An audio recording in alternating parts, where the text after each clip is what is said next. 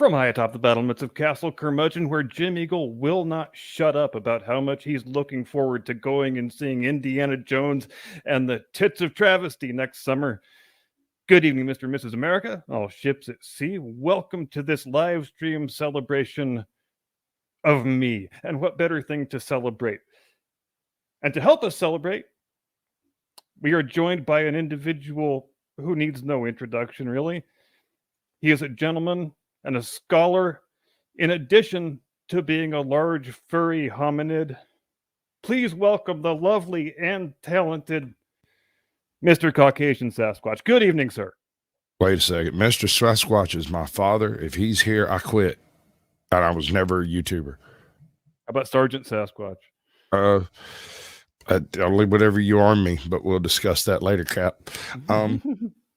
Good evening, ladies and gentlemen. Welcome to Captain Curmudgeon Speaks, because he's talking about stuff and didn't tell me what it was going to be. So awesome. Yep, and that just makes it even better. If you're wondering what's on your screen, Squatch, would you believe we have got 12 more editions of Battle of the Network Stars to get through before we're done? Would you believe they made this show all the way up to freaking 1988? Really? Yeah, I didn't know that either. It was a shock. Wow. I missed a lot of this. Should I go ahead and read out the roster for this one? If you wish. Yeah, I'd love to hear it. All right. Let's start in the broadcast booth, I guess. Leading off, we have the legendary, estimable, only man to have his toupee personally removed on live television by the great Muhammad Ali, Mr. Howard Cosell. Howard Cosell. And to his immediate right, we have got Bruce Jenner, back before he had a big honking set of tits. I don't think that counts as misgendering, because that is Bruce. That is Bruce. He would have told you then that his name was Bruce. If I'm not mistaken, I believe that this event was his very first foray into broadcasting, because this is February of 1977. This is the year after he wins the decathlon at the Montreal Olympics and becomes the world's greatest athlete. I was born into a world where this guy was the world's greatest athlete. He was the manliest man ever. Yeah. So it's a bit of adjustment when he's got a big honking set of tits, but what do you do? You take a real deep breath. And I wish I could say that's the most controversial person in our broadcast booth today. But in the number 3 slot, former USC Heisman Trophy winner and noted double murderer Orenthal James Simpson. Rimshot. Oh, wait. This is the only country where a person can be born a poor black man and grow up to murder a rich white woman and get away with it. You're damn right about that. That's America. Now, you'll remember last time we watched the 1976 edition of this thing, and we have got the same 3 captains for this one. We've got Gabe Kaplan for ABC, Telly Savalas for CBS, Robert Conrad for NBC, which I have to say, if we're being fair, that's kind of a mismatch of masculine energy. That is Kojak and Pappy Boyington next to Welcome Back Kotter. And I feel like Welcome Back Kotter just doesn't belong in that group. Well, maybe I'm mistaken. Have you ever had to deal with the Sweat Hogs? That's a man's man, baby. Man's man, baby. Give him credit where credit is due. Don't shortchange that mustache. Dude, do you know how many free mustache rides this man is given? He is it's probably a number that would break the universe if you attempted to tabulate it. Or at least the Dominion voting machine. Certainly now. Break that. Ooh, what now, ladies and gentlemen? Squatch is on a roll. Stick around and see what happens. All right. You see what happens when I get on a bagel. I guess we should offer full disclosure at the outset here, and this is probably going to lose us half the audience, but this edition of Battle of the Network Stars does not feature Linda Carter jumping on a trampoline in slow motion. Screw this shit, I'm out of here. Yeah. It does, however, feature a young and very comely Jane Seymour, All right, so what do you have instead of Linda? All right, ABC. Now, some of these names are familiar to us all. Some of them I don't recognize for the life of me. So if it sounds familiar, then shout it out. The Gabe Kaplan is the captain, as mentioned. LeVar Burton, we know who he is. Darlene Carr, Richard Hatch, who still was not yet Apollo on Battlestar Galactica. Lawrence Hilton Jacobs, I have no idea who that is. Little Ronnie Howard, Hal Linden, Christy McNichol, used to have a huge crush on her. Penny Marshall, and Jacqueline Smith from Charlie's Angels. There's your slow motion jumping up and down energy.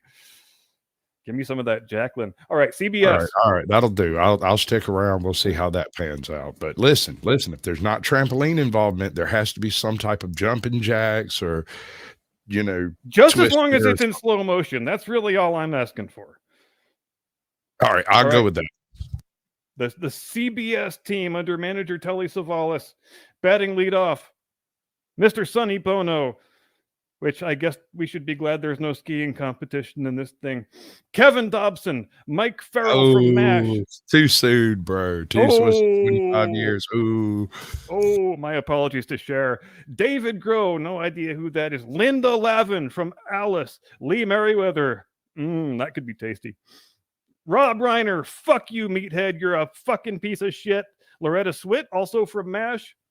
Marsha Wallace, no idea who that is. The NBC team, manager Robert Conrad. We've got Elizabeth Allen, Linda Day, George Carl Franklin, Karen Grassi, who I believe was the mom on Little House of the Prairie, if I'm not mistaken. Dan Haggerty, Art Hindle, a very, very young, doe-eyed Kurt Russell, the young and comely Jane Seymour, and W.K. Stratton, whoever the fuck that is.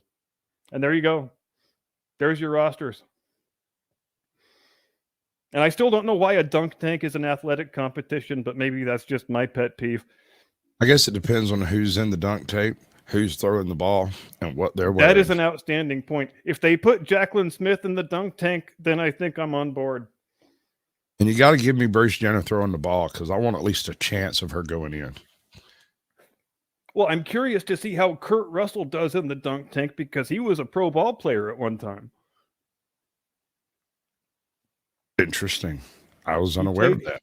He played for the what was that? The Portland something or others that were owned by his dad. There was actually a Netflix documentary about it a few years ago. It was a pretty good one. So what's on your mind tonight, Squatch? What's at the forefront of your mental kitchen burner? Well, I was kind of considering the greatest mystery of the universe. If you have a hole in one sock, is it going to make you walk in circles? Because I refuse to wear socks with holes in them. I just throw them away. Oh God, me too. I seems like I throw away a pair of socks every other day. I got one. So I didn't have socks for a little while. Couldn't find them. Couldn't figure out what was happening to them. I'd take them and go wash them. I'd go get my clothes out of the dryer. My socks would be gone. And I was like, I don't get it. I'd been buying socks and buying socks and buying socks. Finally, I mentioned to my wife, I can't find a single pair of my socks. She says, come here. And opens a treasure chest of socks in the middle of the hallway that's been sitting there for over a year. And I had Choir of Angels sings. Oh, it's better. I had this moment of understanding what was in the Pulp Fiction briefcase. Oh, good call. It was full of socks. Clean, freshly pressed socks. You do raise an outstanding point because how does it happen that when you're putting everything in the washer, you make extra sure you've got two matched socks for every other sock that you're putting in there, and somehow by the time you pull them out of the dryer, that is dark necromancy you mess with there, son. Do not I know. Unscrew the inscrutable. It's not acceptable. No one will thank you. Unscrewing the inscrutable is always the fool's errand, is it not? It is. It must be. Who do we have here? We've got. I'm sorry. I'm not being attentive to the comments. I apologize. Hi, Queen Bird. Hi, Blue Unicorn. Hi, Kissy May. Good to see everyone. Let me run through some of these comments. Glad everyone could join us for this celebration of me. There's nothing I enjoy celebrating more. I agree. I particularly like celebrating the part of you that shows up at midnight, because that is like the hardest freaking time to stay up to for some reason. Like if I make it to 1, I'm good till 4. 10 minutes till midnight, man, my ass is going down like a Led Zeppelin. Oh, you're telling me, man. There's probably not half a dozen nights out of the year when I am awake at midnight. That's just not part of the equation. Observation here: your midnight and my midnight are a bit different. Yes, this is true. But shit, man, at the hour of the morning I have to get up, 9 o'clock is pretty near midnight for all intents and purposes. I'll buy that. I've been there. Yeah, bright and early, 4:45. It is what it is. But yes, your regular attendance at my premieres continues to be as heroic as it is admirable. So thank you very much indeed. I'll try, man. Can't be everywhere all the time, even if I am Sasquatch. Oh, we're not supposed to feed you after midnight. Do you turn into something even more amazing like Liberty Prime? Because I got a sub sandwich just waiting for your monkey ass. Have you been keeping track of the Twitter files? Well, absolutely not. Short of Elon being a king troll and me not trusting billionaires in general, I'm kind of observing all of it with a grain of salt and waiting patiently to see what shakes out. I do have a Twitter. I have one tweet upon it. I can't. That's one more than I've got. I can't remember what it was or what the name is. And it's probably better that way. It might be. So if they start doing video stuff and they're going to make it a competitive platform against YouTube, oh yeah, I may have to do some Twitter interviews. But yeah, and I think I may have to follow your lead on that. Well, I'm just saying, if YouTube's not going to be competitive, I'm not monetized over here anyway. I have put down at least I don't know, 20, 30,000 hours of content for YouTube that have been freaking watched up my actual view time as opposed to what YouTube actually allots me. Because you don't throw down 750,000 views on bullshit that didn't get watched. Right. You know what I'm saying? Like, that's not how that happens. And if Elon is going to start monetizing video content and trying to compete with YouTube, then yeah, that might merit serious consideration, because we know which one is more heavily censored than the other, don't we? At this moment, I think it's running about even Stevens, to be honest, because that amnesty thing didn't prove anything as far as censorship. All it proved was the release of previous censors. It's true. He lost and a whole bunch the of guy really needs to stop calling himself a free speech absolutist. That's true. Because he lost a bunch of ad money, and his response was to double the amount of people on the platform. He halved his ad revenue, turned around and doubled his ad generation. That seems like a sound business decision to me, not anything to do with censorship or freedom of speech or anything. Right. And he seems pretty focused on rolling out a new set of features that one doesn't normally associate with the things Twitter usually does, and which, like I said, could present a direct source of competition to Google and or YouTube and the larger Google empire by extension. I had a chance to listen to his entire live stream yesterday, or nearly all of it, and I am always struck by the same thing when I hear him speak, that it is remarkable how inarticulate a man can be, who is verifiably a genius and a visionary and one of the intellectual thought leaders of the human race. X to doubt. I'm sorry. I just don't trust billionaires, man. I firmly believe that to some extent, every billionaire we've been publicly aware of has been a CIA front bag man for money laundering. Did I screw the video somehow? It was started at the very end of the video to start with. Like, we were watching the ending credits when you were reading the opening credits. All right, let me rectify that. You wrecked them. Damn near killed them. Oh, Sonny and Cher, look at that. There's Mr. and Mrs. America right there. If she tried to wear that outfit today, they'd probably run her out of town. Hey, there's their daughter who's a dude now. Yeah, whatever, man. I would be surprised at nothing. Mm-hmm. The modern observer can sit flat-footed and stare at somebody declaring themselves a twink fairykin of the Tier de Danon and not bat an eye and go, okay, that's acceptable. And I accept you for what you are. They can dress up in a furry suit and go vote because you don't have to show ID to vote, but you can't buy a pack of smokes because you have to show ID. Something a little twisted there, man. I think something's gotten off the rails here. Somewhere we got lost amongst the weeds and we need to find our way somewhere nearby out. Oh, I got a little something for you. Ooh, I love little things.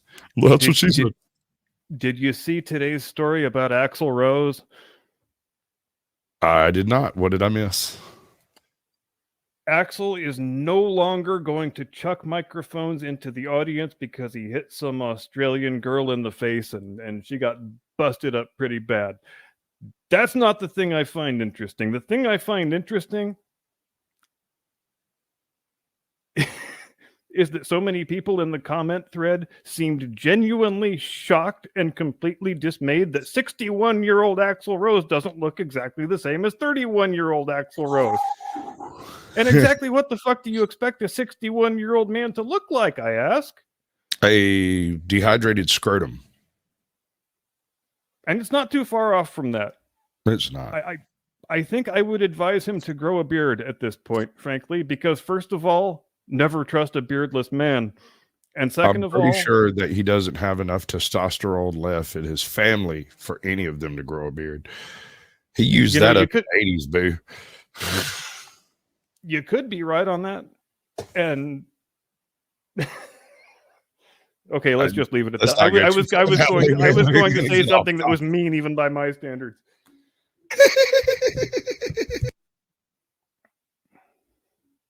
And I still, pet peeve alert, I cannot freaking believe that fool actually took the stage as the lead singer for AC/DC, even for half a tour. God, that's awful and embarrassing and just an affront to everything that is good and decent in the cosmos. Oh my God, is that Welcome Back Cotter up there on the dropping board?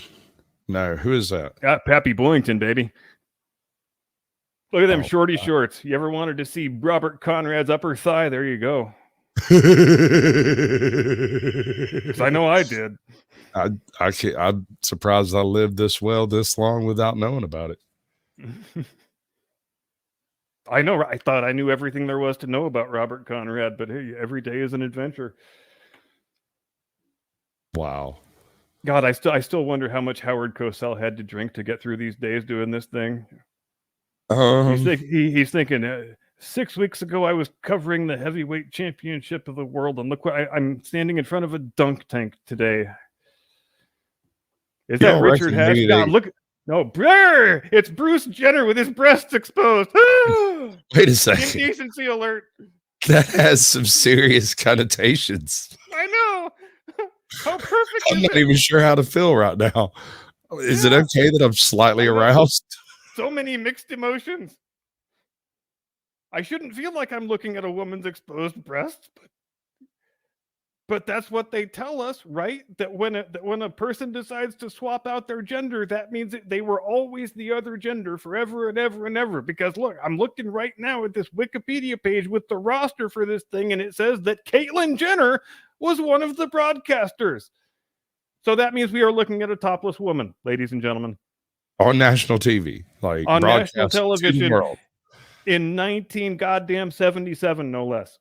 Progression. How progressive can you get?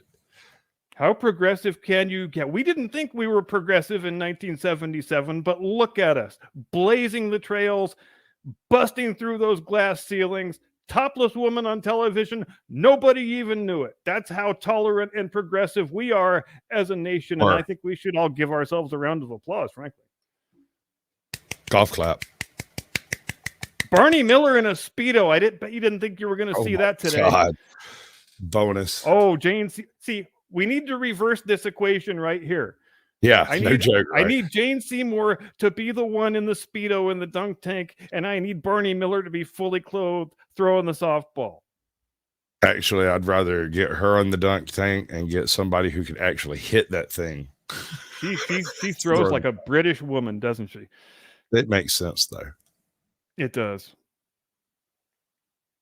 I'll give her a pass because she's so very comely. Look at that. Grizzly Adams! Grizzly Adams himself, the actual definition of manly man, the mountain of testosterone himself. Can you believe it? Look at that face ferret. That is an amazing walrus tickler right there, bud. Ooh, nails. And a left-handed jammy too. You know, I think you actually supplanted Grizzly Adams as the world's greatest large furry hominid. Oh no. We actually train at the foot of Grizzly Adams. Every Sasquatch in the world has at least 2 copies of every movie. But I never saw you wrestle a bear on television. It may have happened, don't get me wrong. I just didn't see it. That's because he's sloppy and got caught. When I wrestle bears, I keep it in the bedroom. How was your Norseman and Tippy canoe stream last night? I apologize for having missed it. I wish I could have been there, but it's it's the first week in December, and you know what the honeydew list looks like on the first week of December. I threw about a dozen invites to previous guests out. I had a couple show up. Did about a 2-hour stream based around the early contact between Native Americans and the documentation thereof, such as the Skraelings and the sagas and the references to the red-headed giants of the eastern seaboard in the Micmac, Mohawk, various other cultures of the Huron area, Algonquin area, and it all went real well. And then I threw up my little radio bit for a little while, but these people wouldn't leave. And so, don't you love it when that happens? I was sitting there with 15 people in chat that were just listening to this horrible music. And I was like, okay, fine. So MLH, Mexican long hair, came in and he had something to say. So I brought him up, and then Truth Be Told come up, and a couple of other people came up. We ended up streaming for 5 hours, just sitting around talking about this, that, and some other crap. I don't know how you do that 5-hour marathon stuff, man. My hat's off to you. I will tell you, I got more view time on my stream, one stream last night, than I got the previous 28 days for all of my work. Is that true? Wow. How about that? At one point in time, I had 25 people in there, and it didn't get below 15 until about 3/4, until it got to the part where they started talking about American presidents. Everybody dipped out. Got down to 5 people at that point, but after that, it went back up to like 10 or 15 for the rest of the night. So what do you do? It was a good topic. I was regretted that I had to miss it. I mean, you know me, I'm the last one to duck out of a historical topic. Oh no, don't feel nothing about that, man. Like I said, I had scheduled it right now. Like, it was originally scheduled for tonight. And then I found your email and I was like, well, I can either do it like next Wednesday or I can do it tonight. And so I just went ahead and did it tonight, which means nobody had any warning. Nobody was able to plan to be involved or nothing, but it worked out. It was good. And it is extremely gracious of you to move your own live stream on account of my live stream. And that's. Well, I don't have a schedule, man. Other people have schedules. I set up my stuff when it's convenient to me because I figure everybody else does that, but it ain't no hair off my back. Look at that Kurt Russell that's never shaved before. See, I told you he was a pro ball player. Look at that. Man just threw a bean, didn't he? That's a fucking 95-mile-an-hour fastball right there. Damn. They're gonna have to fix it. Wow, it was broken by manliness. Yeah, no, he knew he was going in. Dave Vigoda, speaking of large furry hominids. Okay. Well, at that, I'm going to try to become a higher form of hominid. Yeah, I think you might have to. We got some competition heating up on your tail, man. I love Grizzly Adams too, Queenbird. Speaking of tales, I've been thinking about starting a series called Sasquatch Tales, where I go and dig up silly, ridiculous, or otherwise odd short stories or whatever things I can dig up out of my past. Or one of my favorites is phone calls I've received. Like, but I'm only going to do my half of it, where you only hear my half of the phone call, because I don't have any of these things recorded. I have to do this out of memory, right? Right. So this one night, I get a phone call from my brother, who I referred to lovingly as Skunk Ape, and have Grizzly Adams in the dunk tank, ladies and gentlemen. Speaking of furry, sorry for the interruption. Yeah, right. Are you sure he's going to sink, or is he just going to float on the layer of oil he brought with him? Right. Stay tuned to find out. Oh no! Look at him twitching. He's he's bouncing his wings under. I'm telling you, you man. You want to talk about gender inequities? How come men can do that and women can't? Right. Come flex your boobies at me. I don't mind.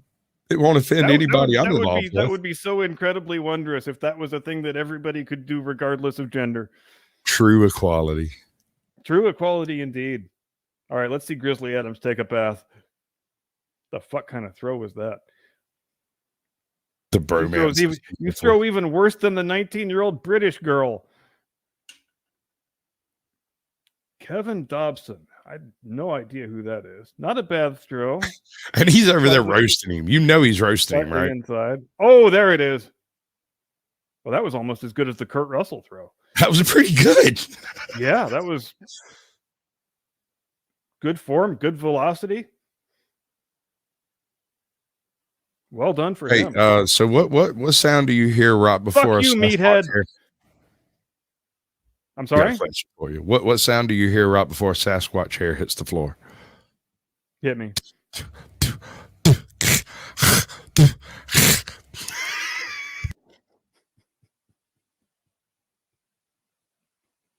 But we got to get you some sound effects, baby. You could have want me.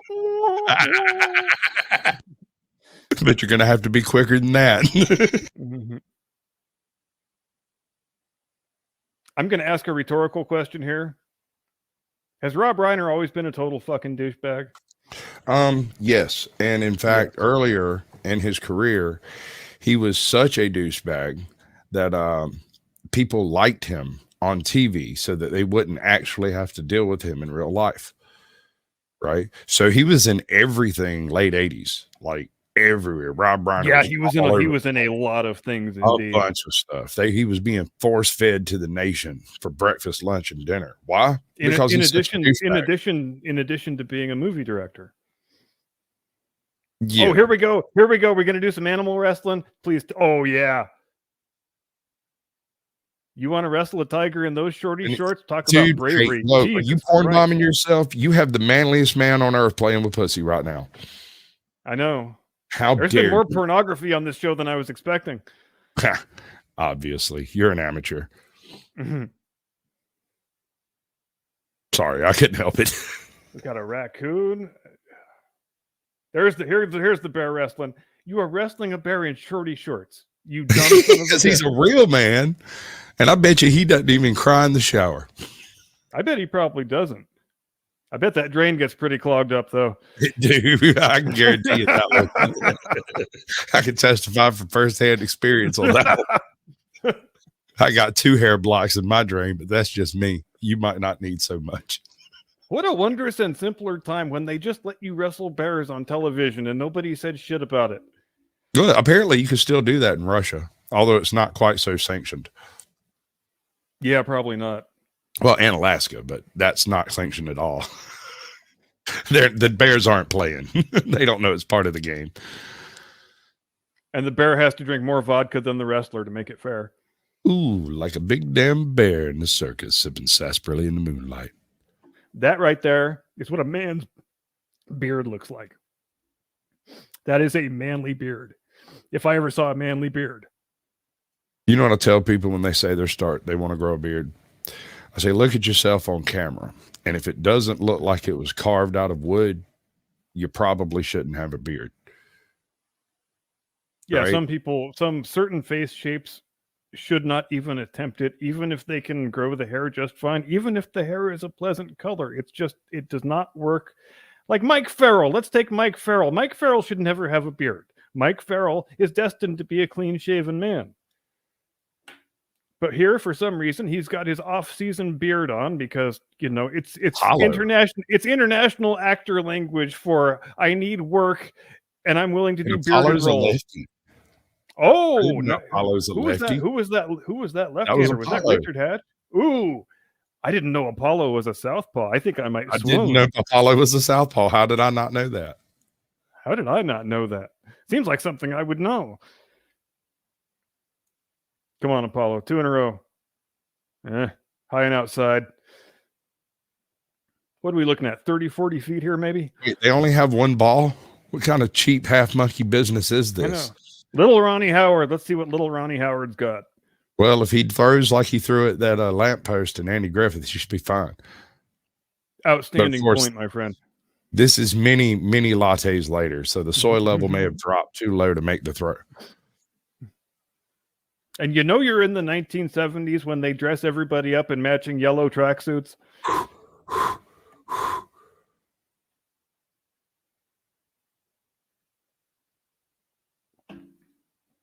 Oh, I got a question for you. Yeah. Have you seen the trailer for Indiana Jones and the Tits of Travesty? Oh my God, no! And I refuse to watch any aspect of it. I'm simply waiting for it to become available so I can be one of those response trolls that just downvotes it and walks away without saying a word or giving it the first bit of lip service. No, that thing's downvoted into oblivion on YouTube. Good. It needs to be. I'm so. It was something like, I read something like 15,000 up, 100,000 down. Boy, that's good. Yeah. I am so sick and tired of having absolutely every individual with any form of masculine trait whatsoever completely trounced by a 112-pound cheerleader with a vagina complex. These things are getting out of hand. Yeah, I'm all for the strong and independent woman. I don't have an issue with this. You can be a career chick. You can do that. What you can't do, and it is clinically impossible, to beat up Arnold Schwarzenegger, be a fucking PhD, have your entire life in order, and be married. No, this is not a mix that will work. You can't be spec ops. You mean a White House aide. You can't take Rey the Magic Mary Sue and give her Luke Skywalker's lightsaber and Luke Skywalker's last name and have her be exactly like Luke Skywalker in the estimation of the movie-going public? You mean that's not an equation that works for you? I'm shocked. You must hate strong, powerful women.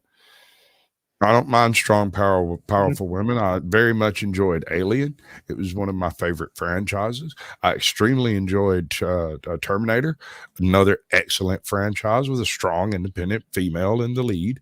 And those are always the first two pictures you think of when some young woke idiot who's never seen any movie prior to 2008 tries to say that strong female action heroes don't exist. Okay.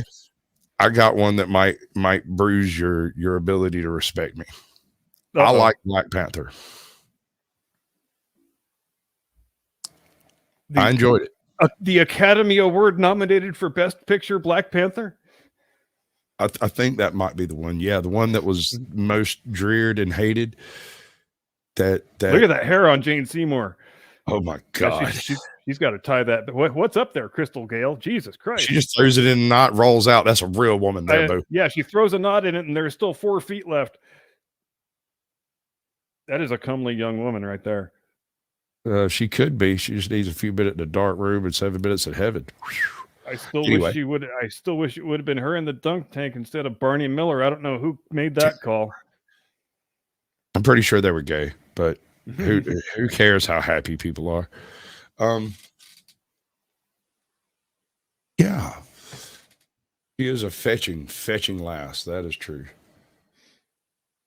So yeah, if the rumors are true that we're hearing about Indy 5 and pretty much everything we know from behind the scenes we owe to the investigative journalism of the future ruler of Earth, Dictor Van Doomcock, that has to be said. So credit to him.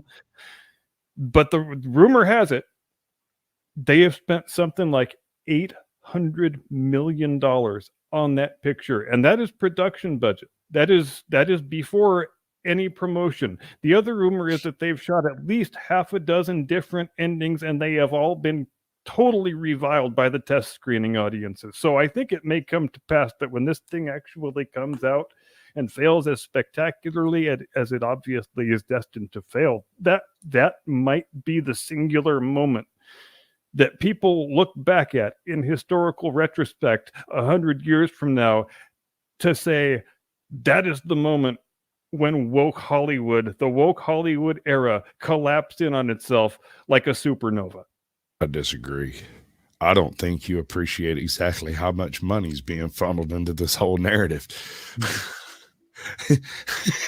You've got to really damage their bottom line. Think about Twitter. Let me use Twitter as an example. You want to talk about Twitterati for a moment? We can do this, okay?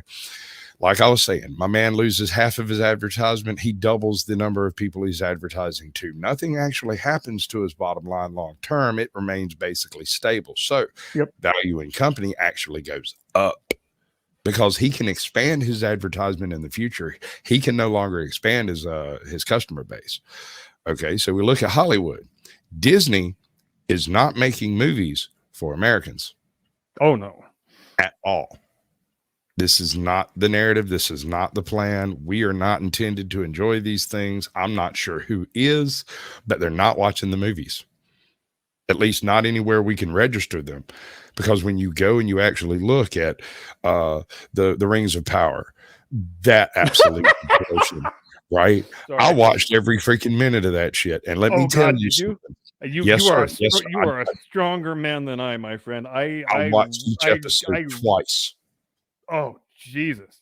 And I did it in like 2 weeks. Like right after they was available, I watched them all. But I did it for a reason. Between me and Jake, I struggled to get through the first one, and that was it. I couldn't go any farther. Sorry, go ahead. It wasn't until I realized why it was so difficult for us to sit through it. We're used to watching shows. We want to get to the meat and drink of what this series has to offer. But in this case, it's not made by people who make shows. It's made by people who make TikToks. Yes. Content, not shows. Every scene is a 10 to 15 second mini drama. And so once you realize you're watching a series of TikToks put together as if it's a movie, you suddenly can sit through it because it's so dry and immaterial, it doesn't matter anymore. And I'm glad you brought up TikTok, because TikTok, as we know, is a Chinese communist government psyop. It is the only reason it exists is to degrade the attention span of people in the West.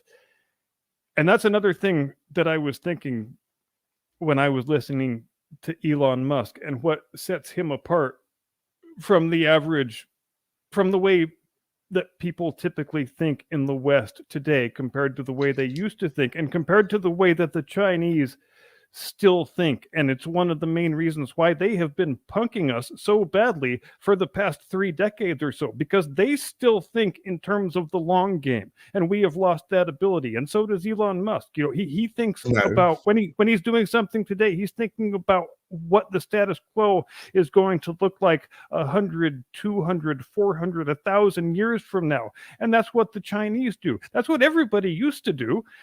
But we here in America and in the West more broadly today, we have lost the ability to think past the next 12-hour Twitter cycle or the next celebrity nipple slip.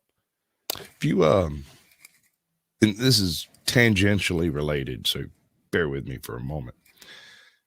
Are you familiar with the Rock Eagle Formation in Tantham, Georgia? I've heard of it. I wouldn't say I'm familiar. Okay, so on this place, in this place where this great eagle effigy, possibly a crow, possibly an eagle, nobody really knows. There's a thunderbird for sure.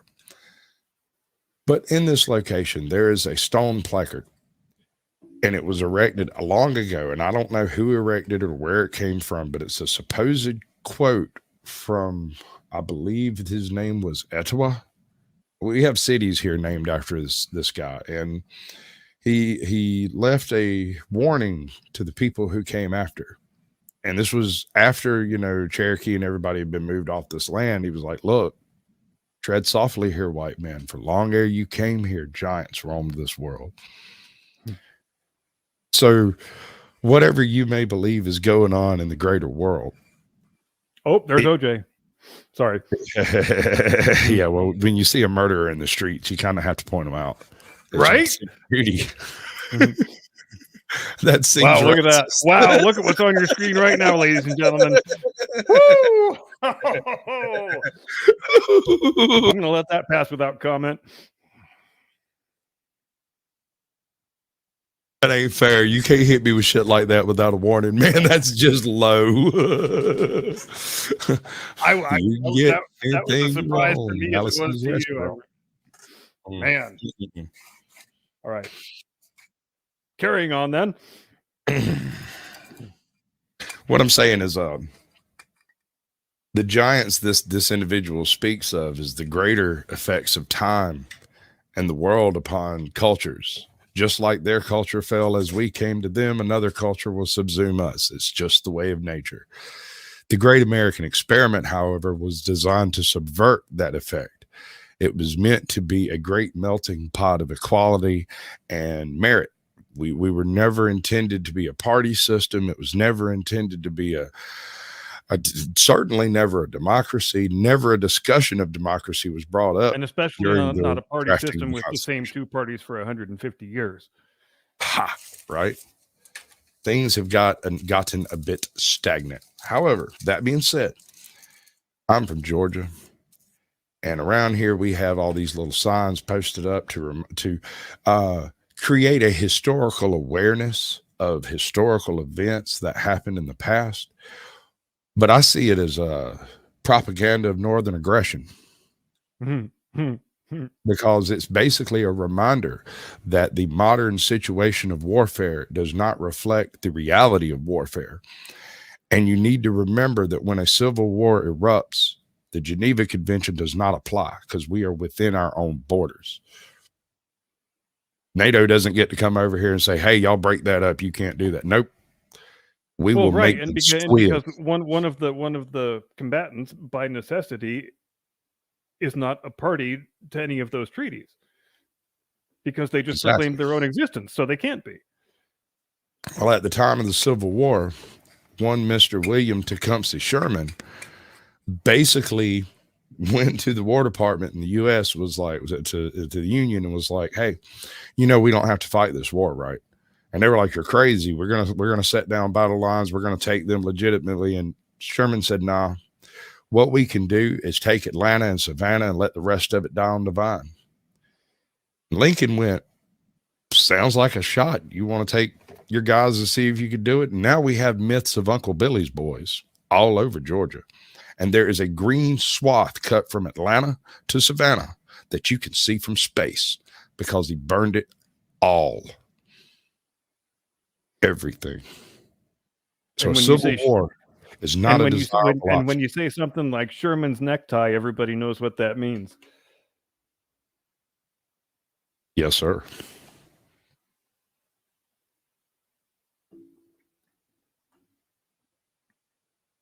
Look at how much masculine energy there is on that screen. Howard Cosell, Telly Savalas, and Robert Conrad. That is like a supernova of male awesomeness. The only thing protecting us from the power of the male awesomeness that's there is the amount of sunscreen that's currently applied on Telly Savalas' skull. Right? What have we got? I always kind of figured that the Teenage Mutant Ninja Turtles people suit was based off of Telly Savalas. You could be right. Looks just like him, man.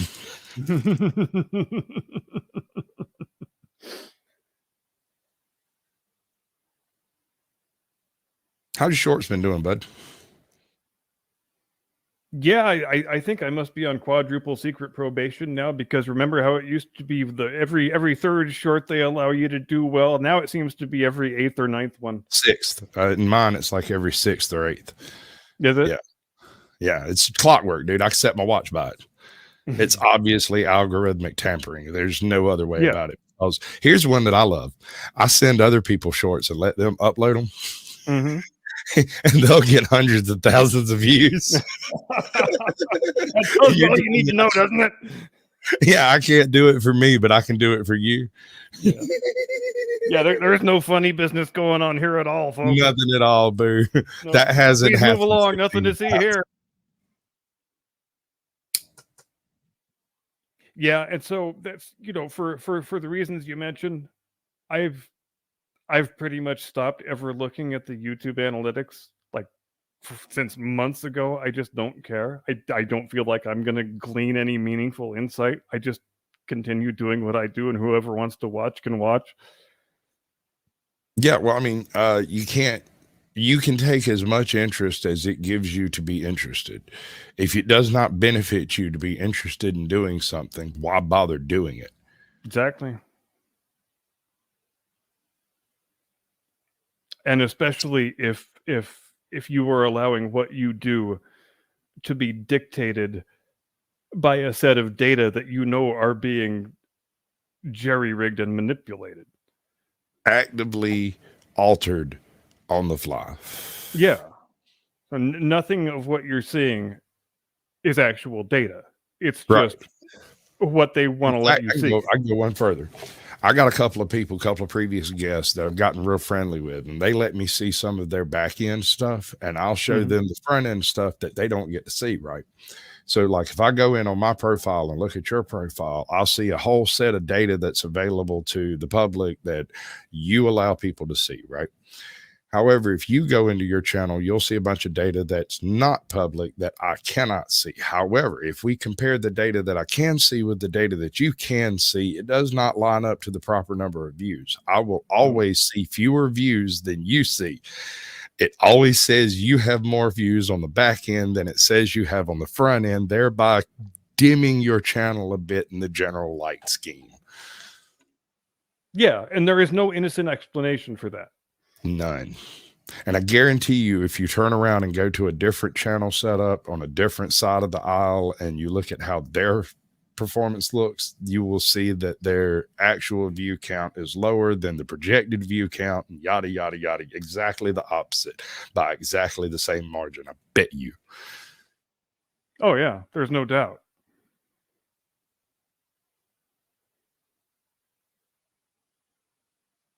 Yeah, everything everywhere that is supposed to be unbiased information is either heavily skewed or just outright bullshit and nonsense. And they call us misinformation for having an opinion that deviates even slightly from the powers that be. Yes, there is an official list of opinions that we are not allowed to have. But I'm the fascist. Yes, you are the damn fascist. I don't get it. I was in a conversation on a panel the other day, and they were talking about the whole white privilege and all that stuff. They were like, well, if I identify as such and such and yada, yada, and you don't understand because of your white privilege or your misogyny. And I said, lady, listen, I don't have to participate with your delusions. If you want to go be delusional over there by yourself, you have fun. Go get you some fun friends that believe in the same delusions, and y'all go have a little echo chamber off by yourself. That's fine. I believe it's in Berkeley if you want to go check it out. However, here, which is exactly where I would expect it to be. Right. But here on this panel where I was invited and you were not, I believe I am free to speak my mind, and you can say anything you like about it, but it's not going to affect the group because you're wrong. You cannot compel my speech. And that's what you want to do. You want to compel me to speak the way you want me to speak, and I won't do it. So now what? Now where are we at? She's like, well, you're just an ignorant white man. And I said, and there we go, ad hominem attack. Here we go. All right, we've made progress. Would you like to have a sandwich or a cookie? Exact same thing I was just opening my mouth to say. It is always straight to the ad hominem, straight to the spurious appeal to authority, or straight to the straw man. It is always one of the three. And there is commonality on the left and the right with this. Nobody wants to have a thoughtful discourse. They just want to own the other motherfucker. They just want a chance to call somebody the name they want to call somebody. They just want to get the upvotes, whatever the motivation is for it. Thoughtful discourse is the absolute last thing on anybody's mind, and it continues to just depress the hell out of me, because that shouldn't happen. In a world where you can communicate with anybody else in the entire world, it shouldn't be difficult to have a thoughtful discussion, but it is. It's difficult because they refuse to think. They will not consider the opposite side of an argument, because they've already been or even an issue, not an argument, but a disagreement of concept.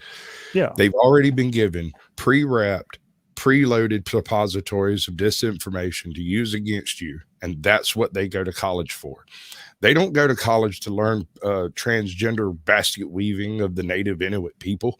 They don't go to college for that crap. They're actually there to be properly indoctrinated in how to disassemble a discussion, to reduce it to a lack of truth. That's all they have to do, is eliminate the truth from the discussion or discredit the truth from the discussion. And barring that, they have to discredit you. And most importantly, bring the discussion to a close as quickly as possible. Yeah, no discussion. We're just going to sit here and speak verbatim what we were taught in school, and we're not going to allow any deviation from that rote opinion. We used to call that when you start having a long form discussion, then you have to justify the things you think, and we can't have that. We are just here to say catchphrases and call names and get this thing shut down because you're an istophobe or you're a whatever, and all I need is the opening to call you the thing I want to call you. And I'm old enough to remember when there was only one Godwin's Law. Remember that? It seems like there's dozens of them now. You're an election denier. You're an insurrectionist. You're a democracy hater. You're a thistophobe and a thatophobe. And they all mean the same thing. They mean the argument is over and I win. It means that we're not open to discussion. That being said, discussion is the last thing we want. And right. and the you can't allow, because then you might hear hate speech or misinformation, and we can't have a discussion where hate speech or misinformation might happen. Somebody might hear unauthorized words. You want unauthorized words to be spoken in public? I don't want authorized words, period.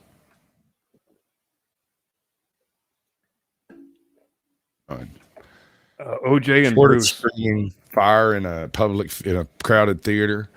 I'm not sure. I hate that cliche more than I can express. I know, but short of that, that's what I'm saying, is that type of activity is a direct violation of safety protocols and courtesy, to such an extent as I say, okay, let it be illegal. However, pretty much anywhere else is open game. Except it isn't illegal unless it causes a disturbance that leads to damage, causes someone harm. Yeah. If you yell fire in a theater and everyone just tells you to fuck off and they stay in their seat, you haven't committed any crime. You've just been a rude asshole. That's true. And it's not illegal to be rude or an asshole unless you do it to a cop, and it's because they have extra rights and a badge. And we seem to have lost the script so badly on what free speech actually is and how it works. Well, these people haven't seen the past 15 years. There's been no such thing as free speech.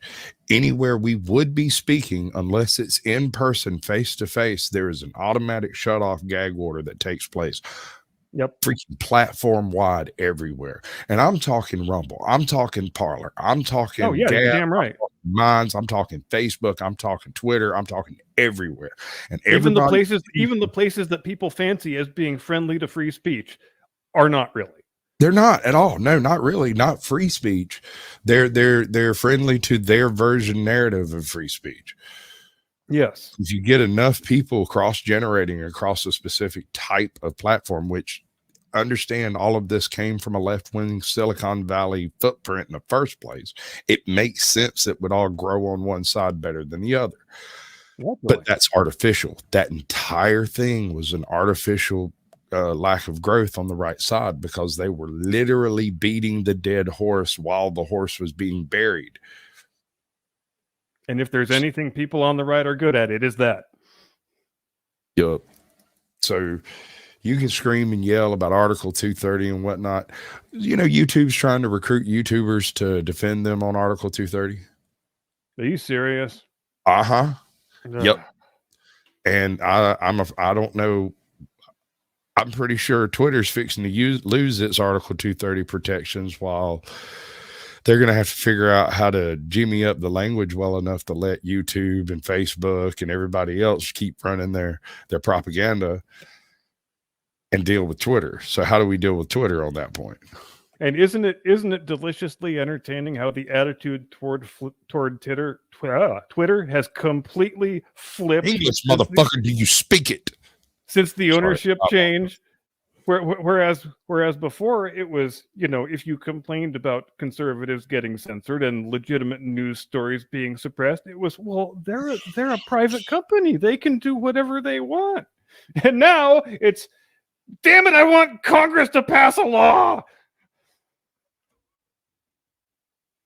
Twitter has to be reined in. Go raid Twitter headquarters, take it over.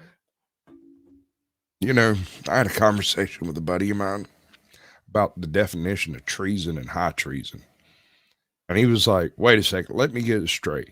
You think there are American citizens that work at Twitter that need to be strung up and hung by the neck until dead? And I said, no, I don't know that. But I have a strong suspicion that some of the activities that took place behind closed doors at Twitter may very well be high treason and hangable offenses. Whether or not they need to be hung, or if we would, as reasonable people, look at it and go, yep, that's high treason, hang them, I don't know. But I knew that that's the punishment for such activity, and that such activity was very likely taking place at Twitter headquarters. So, yeah, I'm sorry. I mean, by law, yes. Seems logical. If you want to talk about people who are verifiably guilty of treason, I would start that list with a couple of guys named Mayorkas and Fauci. See, that's another one me and him butted heads on, was like, he seemed to believe that, well, no, Fauci honestly in his good faith thought he was doing what was best. And I said, what about the AIDS pandemic? What about the fucking SARS pandemic, the first SARS pandemic? What about, he called the wrong shots so amazingly well, we would have done better to do the opposite in every case. And you'll notice also that when people defend Fauci and you fill them in on the actual series of events, and there's no conspiracy mongering here, it is all stuff that's a matter of public record. They have no idea about any of it. They have no idea that Fauci sits on the WHO select panel, whose special dispensation was required for China to be allowed to build a biosecurity level 4 facility in the first place. And I've found I'm able to shock some of his defenders pretty profoundly when I state that one, because they just have no fucking idea. It's like a bolt from the blue. You sure you want to go down this road, bud? Because yes. Oh yeah, we can go down this road all night, my friend. Chew on this motherfucker till I foam me at the mouth, dude. Fauci is a fire away. All right, so does anybody remember the first time you saw Fauci? Yep. Where was it? You remember? Yeah, it was back during AIDS, late 80s.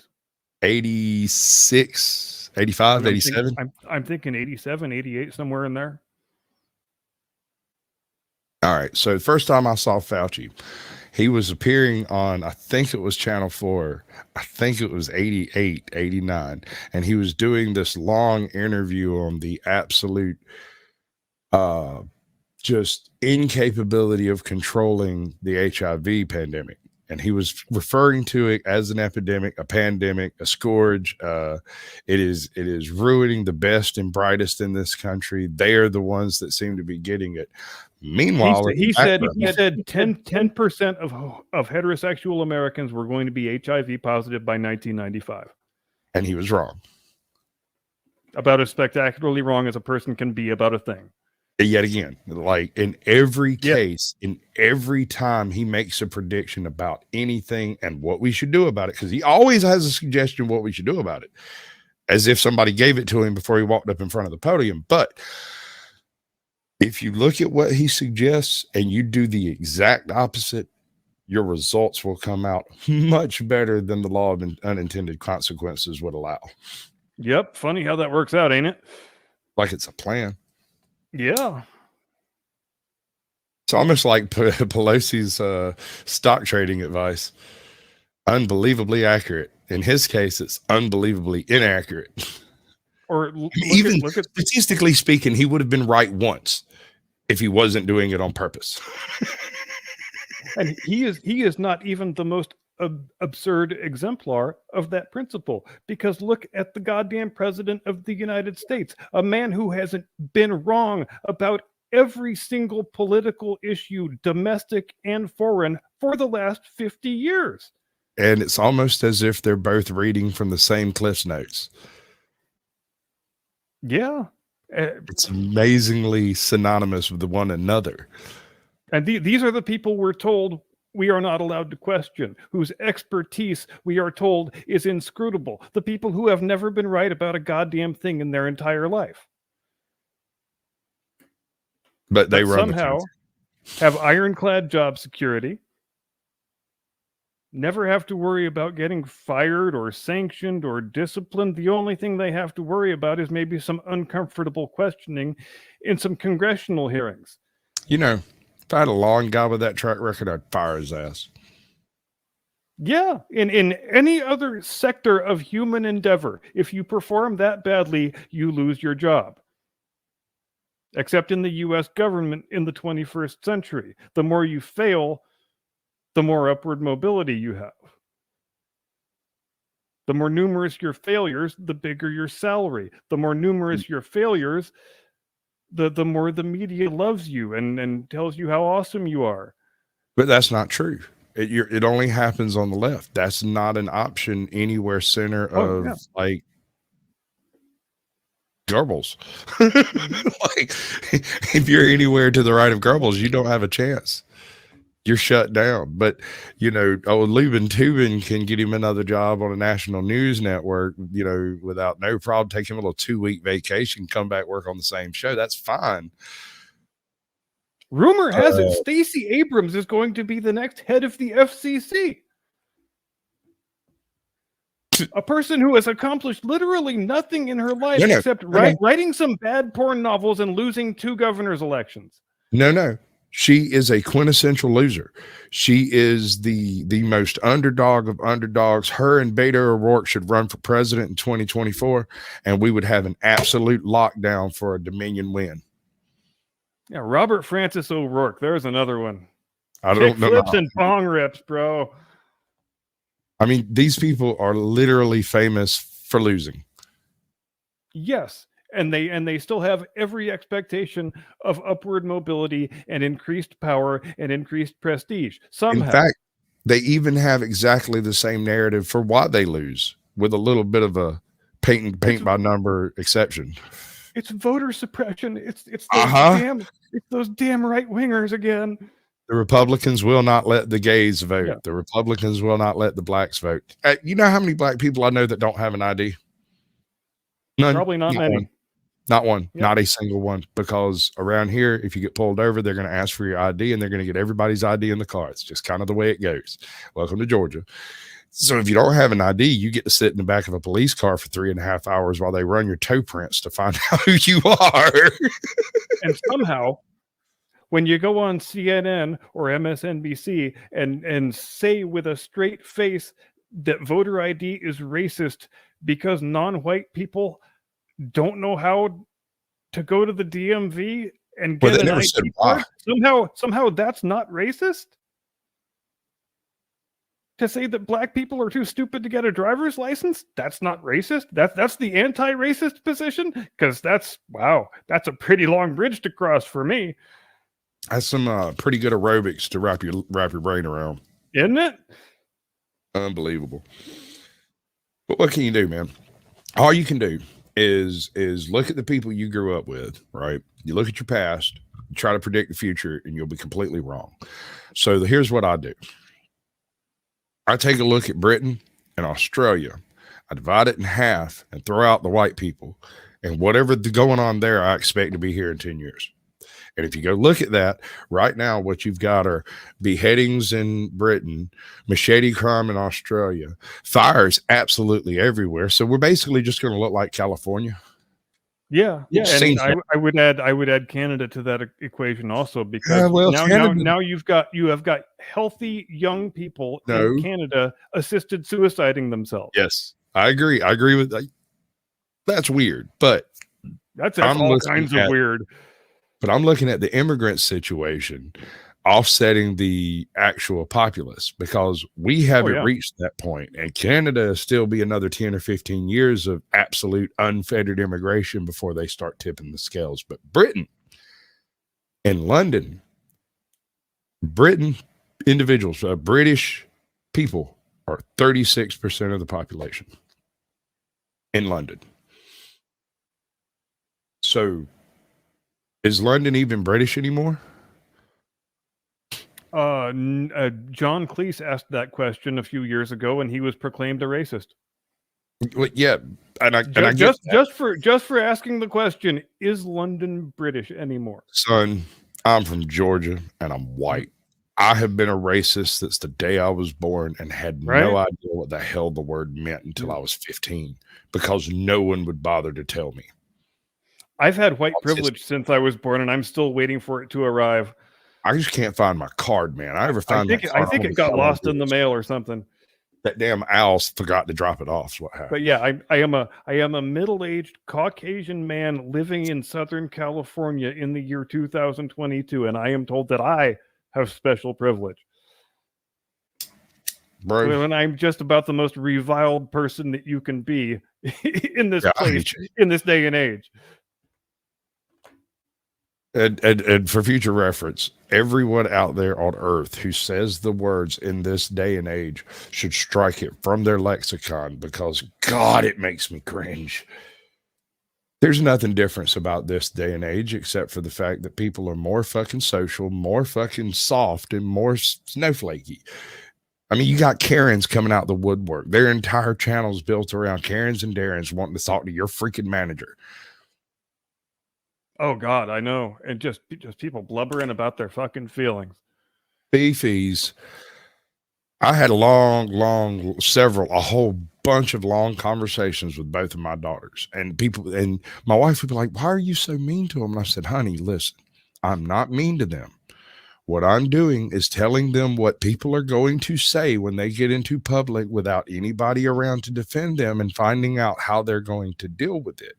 You were doing what a father is supposed to do. Now they will burn down anybody of equal experience. And both of my daughters, have you ever seen a Sasquatch roast yet? Mm-mm. Okay, well, stick around. On my birthdays, I do a roast, and anybody who comes in gets smoked. You're welcome to smoke me if you want to try. Go for it, big dog. I don't care. That's fine. Do it. No, I'll be there. But I have lost a few friends on my first one because I was brand new channel and nobody got the joke. So, and here's what a lot of people don't get, and especially in the years since they started trying to outlaw masculinity.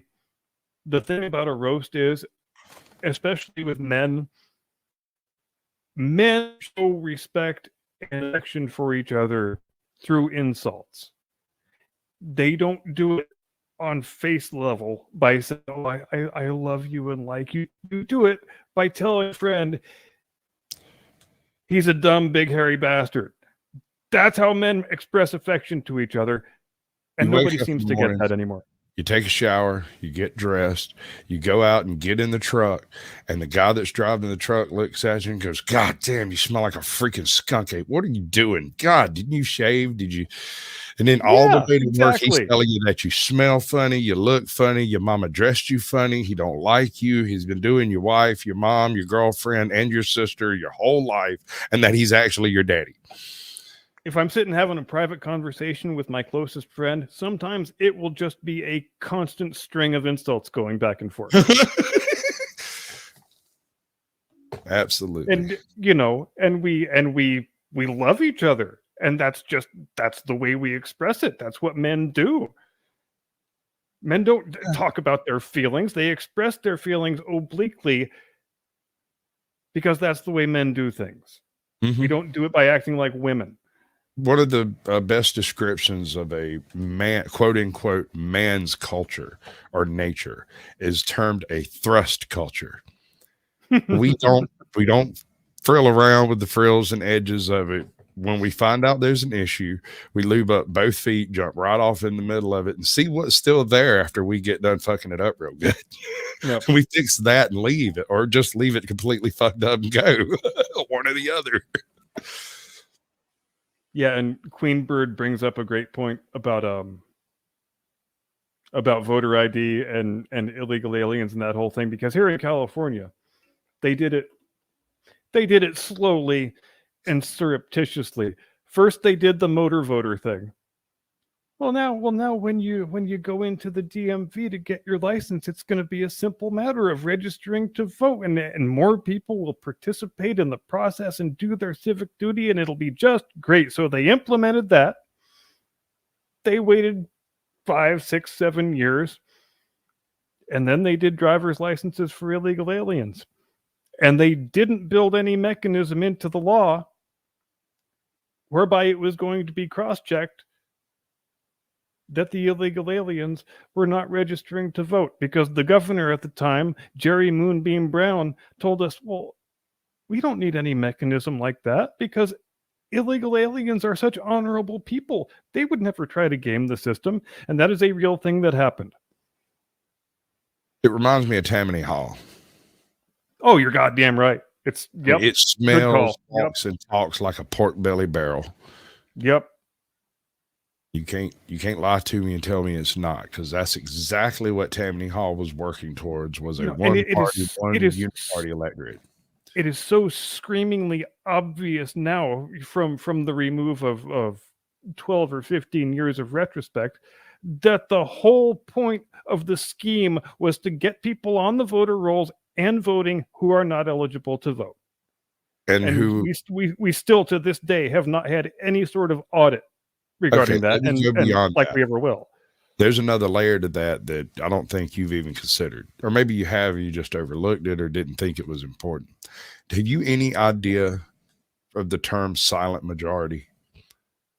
The 80% of America that does not vote for one reason or another. When you go far enough to move that silent majority to vote, it is almost always against the powers that be currently. They never vote for the greater good. When in a drought, people vote for water. If you live in a desert, you vote for water. Every time the vote comes up from any source water votes come from, you vote because you want and need water. And every time you expand the electorate, the people you're adding are not well-informed voters. Well, no, I was actually pointing more towards the fact that 80% of the people who have driver's licenses don't vote anyway. So what's happening with their registrations? They are pretty much forced to register at the DMV. Yeah, they are pretty much forced. That's a good way of putting it. They give me absolute shit fits because I refuse to nominate to declare myself for any party. I won't do it. I refuse. And that lady, neither will I. Every single time I go up there to do something about my license, she stares at me like I'm some kind of weird bug she found under a rock. And I just walked in and started talking to her. I will be cold in my grave before I join anybody's political party. Well, I mean, there's little or no difference except for the speed at which we seem to be rushing towards a level of socialism I'm not willing to discuss. But since we're on the topic of socialism, I will now do my 10 most functional communist countries. I have just finished the 10 most functional communist countries in history. Ooh, lay it on me. Done. We're finished. It happened. You didn't hear it? There are no functional communist countries. They all fall to dictatorships and authoritarianism. That is the foothold of communism. And that works. History still tells us that communism has a maximum shelf life of 75 years. The Soviet Union collapsed in year 74. Chinese communism is currently in year 73. So it could be kind of a spicy next couple of years. I do not like living in interesting times, brah. Yeah, I would much prefer to live in boring times. I'm with you there.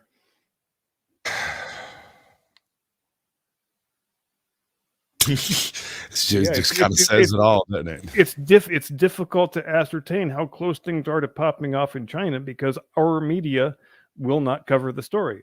You remember back in '89 when Tiananmen Square was happening, how old were those protests? Those protests were not 2 or 3 days old before every one of our TV networks was on the scene broadcasting 24/7 wall to wall from the scene of the protests. And today it is the exact opposite. They want to talk about who Donald Trump has dinner with and not pro-democracy protests in the world's most populous country. Let's do that one. Let's do that one, bud. What kind of fucking psyop was that BS? Oh, my dear monkey joking Jesus. What in the world did I witness sitting over there with Kanye over here? Wait.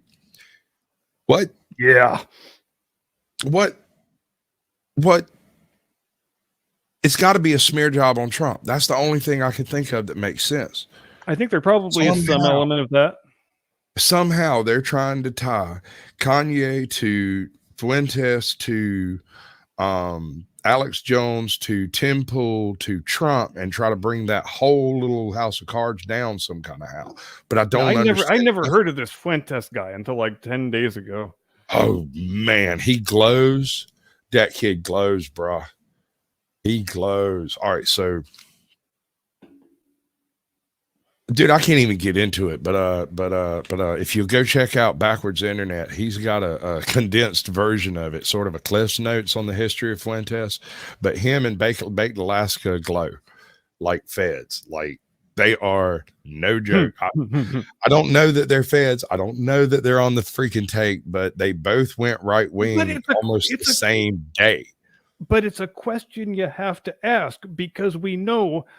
We have every reason to believe it's been confirmed to us over and over again that the people who call themselves, who self-identify as white nationalists, yes, 99% of them are fucking feds. The way how was it? I think it was Living Histories Mysteries. Drew from Living Histories Mysteries put it. He said because he used to go to the militias and stuff in Michigan, and it used to be a big social event. They'd have grill outs and stuff. He said one Tuesday I showed up to one of my militia meetings, and instead of George, the old barber, going up there and having a talk about us going down to the range and doing what we do every Sunday, we had some dude with a Fed starter pack that was glowing in the dark standing up there talking about how we really need to get a grip on our voters and we got to start voting the right way. And it was a political discussion instead of a discussion about Second Amendment rights or what got to start voting the right way. Yeah, no, he said it was such a completely, he said he looked around and noticed that there was about 2/3 of the people in the room were wearing camo and everyone else was dressed out in tactical. And he was like, yeah, nothing fishy about that. Not the place for me, bud. That he left, never went back. And I had a very similar experience back in around 97, 98, right after I got out of high school. I went to a shooting range up in Milledgeville, walked in, and for the first time in my life encountered 30 people that looked like cops at the shooting range and not a single individual that I could personally identify as a hunter. And after wandering around for a minute and getting crowded by all these guys who seemed to believe I didn't belong there because I wasn't wearing a bulletproof vest and plate carrier, right? I had a pair of tennis shoes on instead of those Kevlar boots. And I was over there pinging dings like casual. You're in the wrong uniform, son. Right? No, they all staring at me like there was something wrong with me. And I never went back to that shooting range. I don't do public shooting ranges anymore. I have enough private friends that I don't need to. You know, and it always makes me wonder when we've got literally a wide open border and a federal government and a Homeland Security secretary who, you know, a guy who is actually a lifelong professional open borders activist who considers it his life mission to pack as many illegal aliens into the country as possible. We've got 5.5 million, give or take. That's just the ones we know about in the last 2 years. And I always wonder, where the fuck are the Minutemen? That's a good one. That's a good question.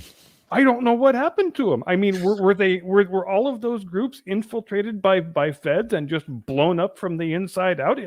I would think it has to be something like that. Because those guys were everywhere 30 years ago when the border was a hell of a lot less wide open than it is now. You know what happened to it. We just said what happened to it. The Minutemen showed up one day and everybody glowed. And they left. Everybody glowed. We can't deal with that. That is literally the FBI spying on interior issues, you know. Okay, so you've got issues with the fact that the entire populace has more bullets than teeth. You have an issue with that. We understand you have an issue with that. Unfortunately, for you, to change the Second Amendment is one hell of a ton of water to carry. Oh, yeah. Good luck with that mission. I do not wish them luck. I wish that they fail. I think that gun-free zones is one of the worst things that ever happened to this country. The idea that you could strip someone's Second Amendment right to protect themselves by any means necessary at any time they need it is a travesty and a miscarriage. And there is no data-driven argument whereby you can argue that gun-free zones have had any remedial effect on crime rates. I can show you a direct data-driven argument that it has had a direct effect on crime rates in gun-free zones, because in the wrong direction. In the other direction, this is where people with illegal guns go to perpetrate their illegal crimes. Because why wouldn't they? Right, exactly. It's just logical. The idea that you can pass a law and expect a criminal who is a criminal because they break the law, expect them to abide by the law, is so vanishingly moronic that I have difficulty talking to these people. At least someone who says they don't believe in guns, I can tell them with a straight face that that's fine. My guns believe in you. Someone who says that, well, we just passed a law against guns and nobody will have guns. Bullshit. And that is one of those arguments, like we were talking about, where it is always straight to the ad hominem or the straw man or the spurious appeal to emotion or authority, because they don't want to get dragged into that discussion, because they cannot show you any example where a draconian gun law has produced a reduction in crime, because there is no such law that exists. Both of which are true, by the way. He's correct on both counts. Even though he misspoke, he is still correct. These are both true statements. Even the misstatement was correct. Well, Thank you very much.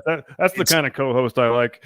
But it's correct. You are correct. None of the drug laws had any effect whatsoever on drug usage, drug buying, drug selling. All it did was raise the price and fund the FBI and the CIA. Yep. And when you go completely in the opposite direction toward decriminalization or just outright legalization, all you do then is increase consumption and empower the cartels. Yes. Any attempt to criminalize anything that is publicly desired, has a demand, will drive it into a cartel of some description, and it will bubble down to a complete open market source. So it's a case where the people on both fringes are equally incorrect, and their respective views in their own unique way have exactly the same disastrous, deleterious effect at the population level. I'm of the opinion, and this is going to be a bit controversial, so if you want me to stop, let me know. Ooh, I love controversy. All right, so, and this would cause a good bit of issues for a few years, and then things would settle down. I'm of the opinion that starting next year, we should issue 12-year-olds single-shot pistols that will be their ID. And you're required to present your ID when asked. But how many people are going to be asking you to draw a pistol to show them? You can ask for the ID if you want to, but the man's armed is already. and just let it grandfather out these people that don't understand guns, put gun safety, gun handling, and gun rights into schools, and you will suddenly see crime completely disappear. Overnight, the cartel will lose its ability to control any aspect of the streets. There will be no gang warfare for 2 years or so. It will continue, but then all of the morons will have killed themselves and others. Everyone who is criminal would have been locked up or lost their gun rights in some way, shape, form, or fashion. And anyone walking the street will be more better armed than your average criminal. And there you go. Now, I believe it was Heinlein that said a well-armed populace is a polite populace. It sure is. And, you know, honestly, I don't know that the gun grabber crowd actually believes that the policies they agitate for will make the streets any safer. I think probably in their heart of hearts they know it won't. They just say the words that they know they're supposed to say. Guns are bad, take away the guns, because you can't argue in any sort of cogent, sensible fashion that if you have an epidemic of criminals with illegal guns harming people, that the remedial action you need to take is to take guns away from law-abiding citizens. You just can't get from point A to point B on that logic train. It doesn't work. I've never understood people willing to give up a right under any circumstance. And that might be why I ended up falling into the First Amendment crowd for the interviews that I do. First, they're willing to be on camera and they like to talk on camera and they love to talk about their activism. And so it was a natural fit. I like to talk about my rights, and I like to, and I appreciate anyone out there defending my rights, regardless of why you're doing it. So you have some people who are out there trying to make a buck at it, and they're doing it all wrong. They're called frauditors. That's fine. I don't have an issue with that. If somebody will pay you to go be stupid and get locked up, go for it. Ooh, tell me more about that term. I like that. Frauditors. Frauditors? All right. Yeah. Do you know what an auditor is? Oh, of course I do. Okay, so they go to a I've been watching your channel long enough to know that. All right, well, for those in the crowd, in the cheap seats. In the cheap seats. Yeah, They fill in the cheap seat people.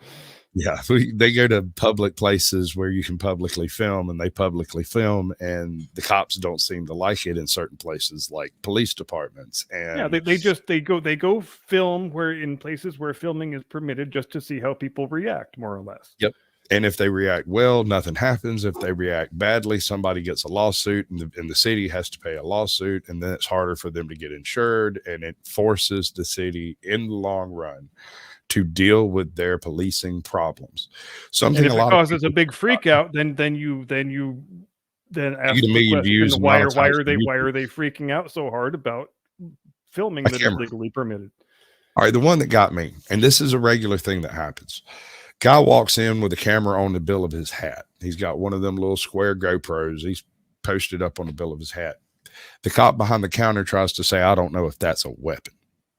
Oh, Jesus. He said, yes, ma'am, it actually is a weapon. It's a weapon against injustice, crime, and a lack of transparency.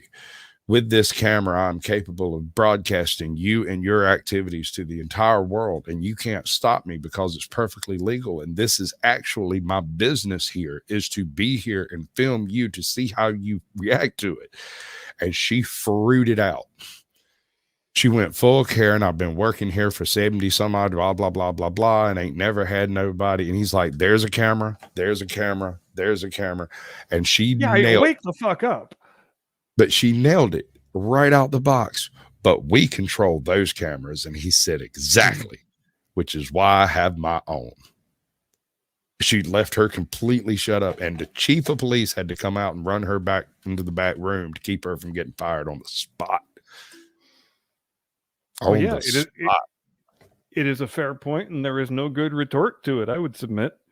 Okay, so frauditors are people who pretend that they're going out to do this thing, but really they're going out to try to scheme money. And so what they do is they go to a location like, say, 2 or 3 blocks from a police station, or a particularly packed in donut location that's got cops at it. And then they go and do something off camera that is excessively strange and could be the basis of a stop and identification because it might have something to do with a crime, like hiding in a dumpster or being creepy around a bush.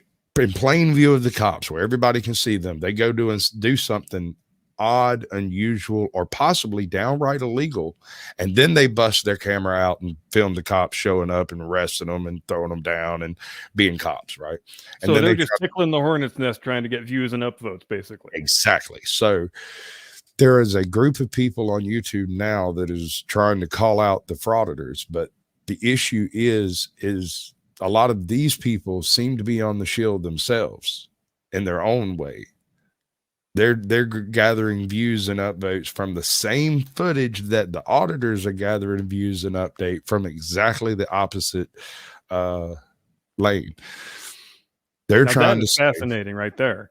Oh yeah, no, I haven't even I've got one real good one that I'm going to try to get into the studio to talk to. I really want to get him on the show because he's a direct opposite to most of my previous guests.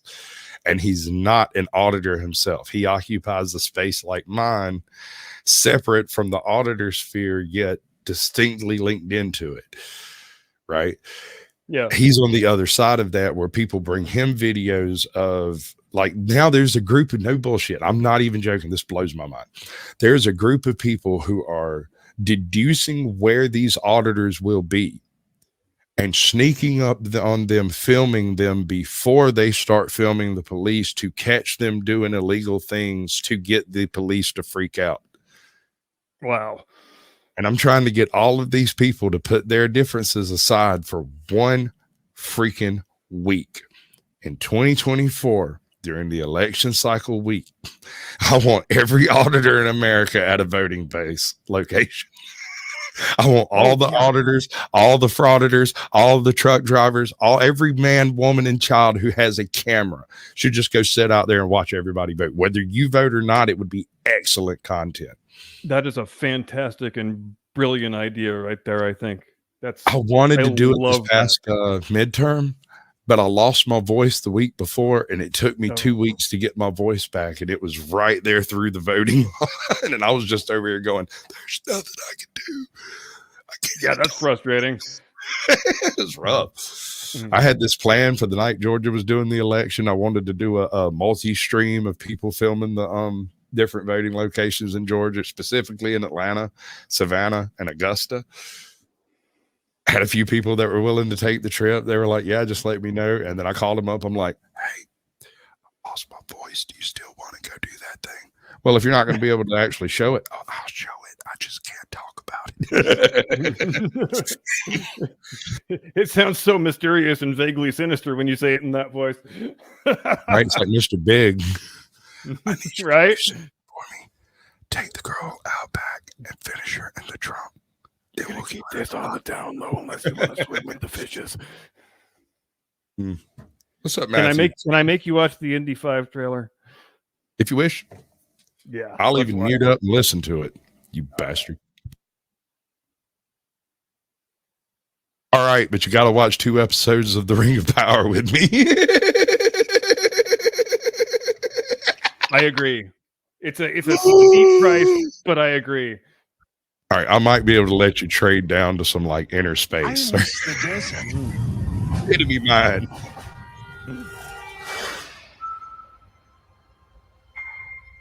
I miss the sea.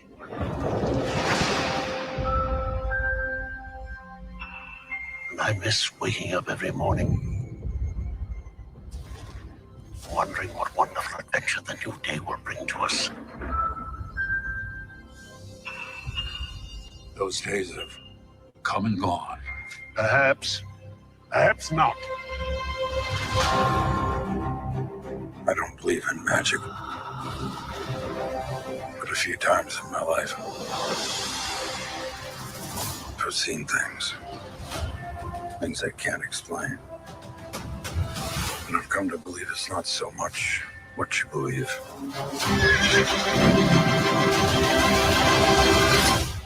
It's how hard you believe it.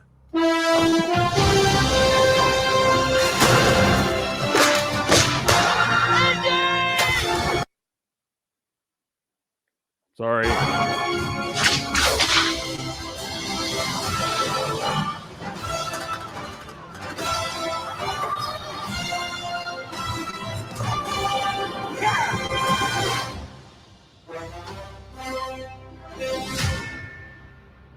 Who is this man? I'm her godfather. Related.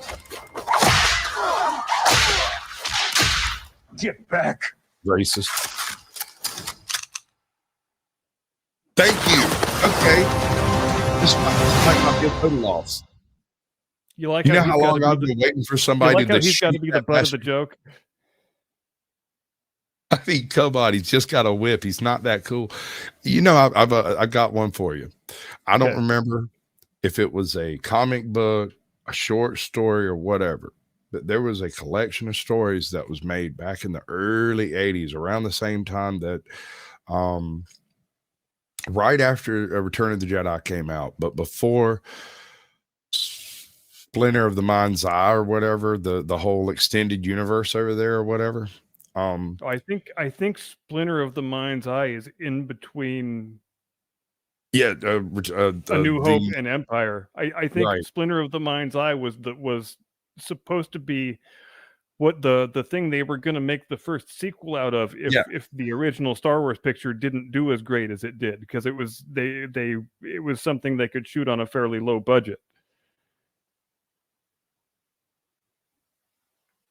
At least that's how I remember it. Anyway. It was between when the Empire Strikes Back and the Indiana Jones franchise's next installment, right? Right. And Harrison Ford didn't want to have anything to do with the whole Star Wars franchise in the first place. He always thought it was a dead horse. He never figured space operas would take off. Yeah. And so he was, no joke, begging Lucas to kill Han Solo in every installment, every appearance he ever made. He begged over and over and over again. Kill Han Solo. And it's because the story goes, it's because he thought it would be poignant in the story, but I think he just didn't want to be that type of hero. Yeah, he didn't like being the. Although he is also correct that it would have been poignant in the story. There was no reason to leave Han Solo alive at the end of Return of the Jedi. There just wasn't. It is a better movie if he dies a heroic death. Where exactly? Where? Well, it's hard to say, because you really cheapen the character a lot by sending him down to the Ewok planet to dance with little teddy bears. I mean, it has to be before that, because you've at that point you've reduced the character. Suicide run on the planet, on the forest moon of Endor. He dies. So some kind of a noble suicide run where, let's say, Leia's life is in danger and he has to sacrifice himself so that she might live. Something like that. She should never have gone to that planet. That's not her gimmick. That's not her job. She's not an on the ground battle. No, she's not a tactical specialist. Although she is an absolute boss. That's another one of those strong, independent women that in the forefront of a film that people just want to pretend never happened, never existed. Well, you know what the current rumor is, right? Do we have current ones? The current rumor is that when Star Wars makes its return to the big screen, that they're going to remake the original trilogy and have Leia be the heroine instead of Luke being the hero. So she's going to be, you know how Disney female character heroes are these days. That she'll be an all-powerful girl boss who's great at everything and the bestest ever. That's a Young Jedi. That's one of the Young Jedi books, dude. Is it? Yeah, I can't remember what the series was called, but there was one where they went to a microscopic crystal planet in a black hole, and another one where they went to some magical fairy place with a bunch of elf robots and stuff. There's some weird stuff in there, dude. This one in particular was a circumstance where Luke actually, it's a flashback in a flashback. It's absolutely ridiculous. Luke, as a child, is having a nightmare that keeps happening over and over and over again. And part of it has to do with him killing sand people inexplicably. He has no idea why he would feel the need to just murder every man, woman, and child in a sand person village, but he dreams about doing it regularly. Maybe because that's what your dad did. Yeah, no, we got some echoes. Anyway, so the other end of it was he was having a dream about his run on the first Death Star, and in the dream he kept missing.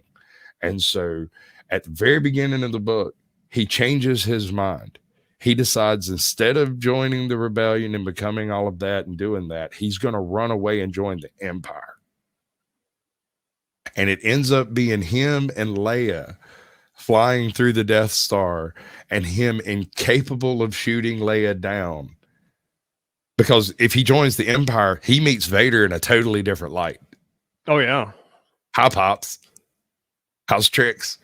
Our new Empire? Great. So instead of Vader being the one chasing Luke down the trench, it's Luke chasing Leia down the trench. But when he gets the crosshairs on her, he feels like he's shooting himself, and he can't do it. He just doesn't pull the trigger. The bomb goes off. The thing blows up. The beginning of the end begins for the Empire, and Vader becomes pissed and executes Luke. He snatches his skeleton out with the Force. It's great. No. Yeah, Matthew just brought up a good point, and it mirrors my own experience. And suddenly I recall exactly how Lady Curmudgeon and I felt when we were exiting the cinema, having just seen Indiana Jones and the Crystal Skull. I'm not going to quote what she said. Where there's 2.5 hours, we'll never get back. We get out the door. We're walking toward the car. Nobody's saying anything. It's an awkward silence. And yeah, she was actually the one who spoke first. And she said, "Was that as bad as I thought it was?" Go back and watch it again. It's much worse. And I said, "Yeah, I think it was that bad. It was pretty fucking awful." And that was a case where I think most people were expecting that movie to be good. I wasn't. No. Mm-mm. I didn't have any expectation that it was going to be as terrible as it was. You know, maybe a moderate letdown, but not just completely god awful, insufferable. Correct me if I'm wrong. Wasn't that Disney's first attempt at a Indiana Jones film? Yep. Yeah, that's I knew it was. Oh, actually, no. That is. Are you sure that's not that? Is no, it that's Lucas's last film? Yeah, that's 3 years before Lucasfilm gets sold to Disney. That's 2009, and the sale happens in 2012. Okay. All right. So this Indy 5 Kathleen Kennedy pet project is going to be the first official Disney indie movie. Let's no, okay.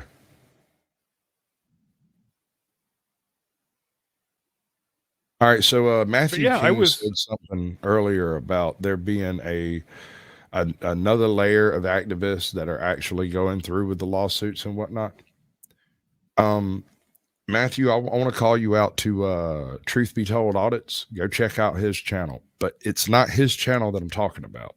It's the people that have learned how to audit from Truth Be Told.